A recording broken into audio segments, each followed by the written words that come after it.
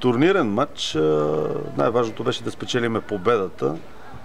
Още повече, че след матча в неделя, който го загубихме за първенство, трябваше момчетата по някакъв начин психологически така да излезнат от тази дупка, в която бяха изпаднали. И такъв турнирен матч се играе тактически. Трябваше да го изиграем така много правилно, да има отзад сигурност в защитата и да използваме някаква ситуация в атака да решим матчът, и това се получи.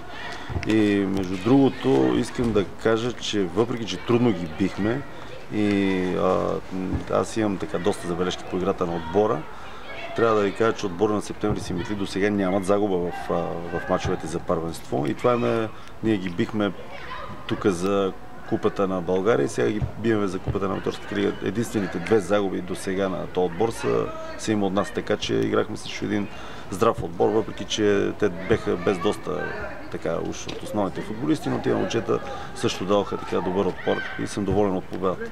Каква е ситуацията с Георги Недялков?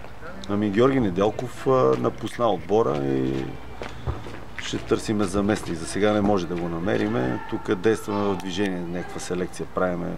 От утре започва с отбора да тренира. Той почна от днес фактически. Христо Габаров го взема от Марек. Малко изостанал с игровата подготовка. И тук чакаме жълта карта на Янчо Андреев да дойде. Просто имаме доста проблеми от селекционно естество. В такъв смисъл, че виждате, че ни е много слаба резервната скамейка. И като пускаме хора, които влизат отвънка, и вместо да се подобрява играта, драстично намалява. Благодаря.